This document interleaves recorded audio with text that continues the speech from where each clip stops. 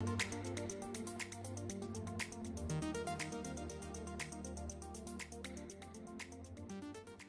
everybody, thank you so much for joining me here today. I am Dr. Randi Ross, CEO of Premier Practice Consultants, and want to give a big thanks to ChiroSecure for hosting these events and having giving me the opportunity to share some important information with you.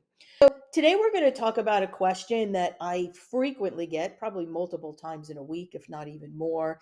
And people will often ask, is there a right time to sell my practice, or when should I sell my practice?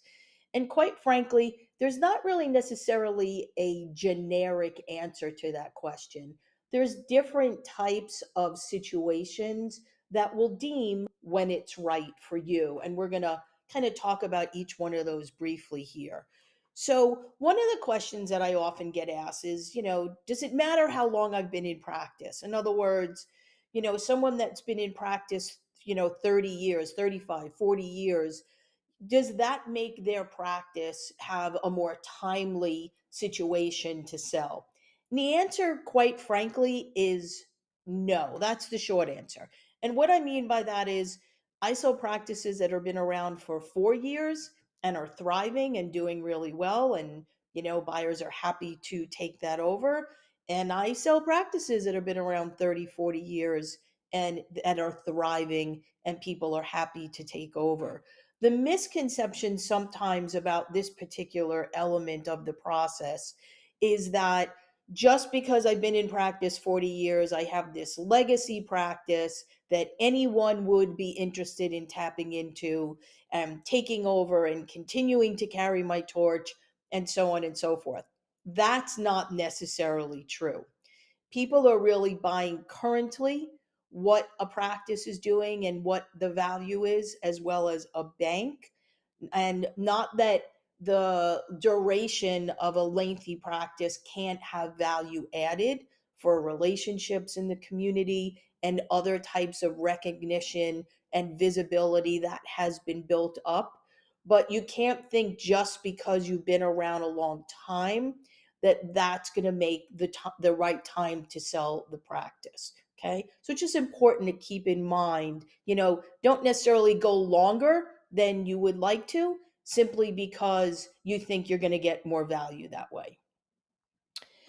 The other thing that I always tell people, I get often these I call them the toe dipper phone calls, where people just want to understand the process, maybe talk a little bit about how much money they could get at a sale and so on and so forth.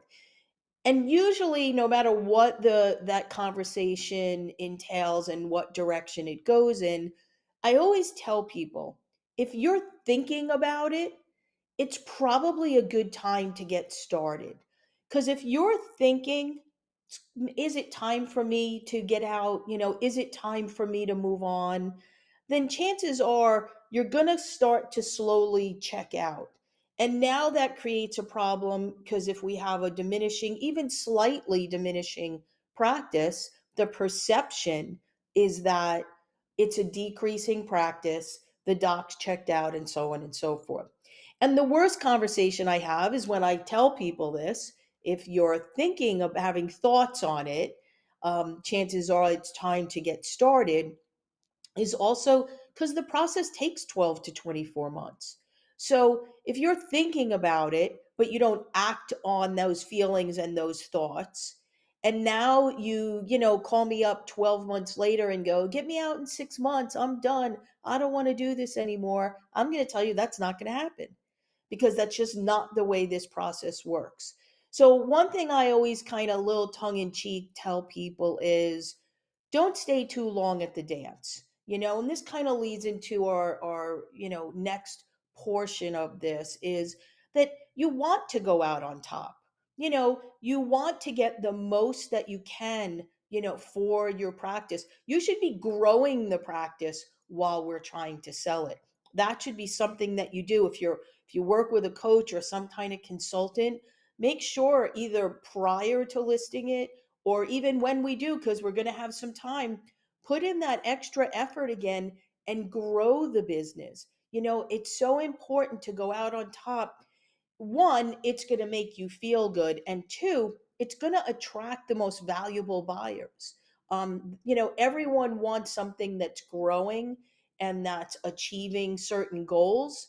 Most people do not want, and that will be reflective in the offers that you get, something again that's dwindling, that's kind of, it's very easy when someone looks at a practice to tell if someone has kind of, checked out. um for some people it's a family decision, and that's very important to consider. Is this something that your family wants from you? Are you a mom that's been in practice for 5 or 10 years? Now you've gone ahead and you've gotten married and you've had a couple of kids and you want to stay home with your babies or your toddlers, and that's okay as well. So sometimes it's a family decision, sometimes there are family members involved within the practice itself. So there's, more things to consider. So, again, that decision, is it the right time for me to sell, can often be a family decision, or at least one with your significant other. I'm always happy to talk to any family members that are involved and kind of get their input into, is this the right time for you to kind of make that decision to start the process to move on. Will it create financial freedom? Well, that depends upon what you've done over the years. We sell practices that sell for $100,000, probably not going to create a whole lot of financial freedom for your retirement. And we sell practices, up into the multi millions. Those situations hopefully create some financial freedom for someone. Hopefully, that's something you've been planning for throughout your career, especially if you've had that 3 or 4 decade long career. And then the question as to what you will acquire during the process of a sale obviously depends upon an offer, but then it also depends upon conversations with the other professionals that you have in your circle, your attorney, your accountant, your financial planner. These should all be part of this process of, is it the right time for me to sell my practice? Very, very important. And something that people ask me all the time, and it's interesting how often this comes up, is there life after practice? Now, this point probably isn't for those of you that are younger, that are, getting out to be with family or do other things, or maybe you're relocating and you're not going to work for a little while, which we see a lot of that lately, people migrating to different parts of the country. But I will tell you that I frequently have to talk people off a ledge as it gets much closer to the close of an acquisition and the transaction being completed. People start saying, well, what am I going to do? This is all I've known. I've done this, for 30 or 40 years, and it's who I am. It's my identity. And where am I going to go every day? And I mean, the list goes on and on and on and on. And I always tell everyone, rest assured, the initial process might be a little bit difficult for you emotionally, but I can tell you there is life after practice. And for some people, that's being retired and you're living in South Florida and playing golf and playing pickleball and traveling. For other people, it's other business ventures. For some people, it's just having having that opportunity to spend time with family and friends that maybe they didn't have when you're tied to hours of a practice.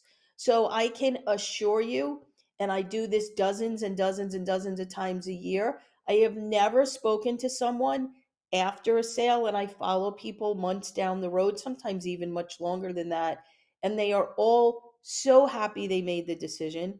Most people will even say, wish I did it 10 years earlier, or wish I started this, 5 years ago when my wife told me it was time to get out. So there is life after practice. It varies for different people depending upon what stage of your life you are in. So I hope that gives you a little bit of a thought process of, is it the right time to sell my practice? Just a few things to consider as you embark on the process. I'm always happy to be here to field a phone call. If you have questions, we can kind of talk through it. And hey, sometimes it's not the right time yet, and I can tell you that. And for some people, it is, and I can tell you that as well. So make sure that you think about all these things, you consider it. It is a process. You have to be patient, and make sure that it's the right time for you and your family. Thanks so much for joining me here today. Again, thank you to ChiroSecure for having me. I look forward to the next time I'm back to share some important tips about your practice.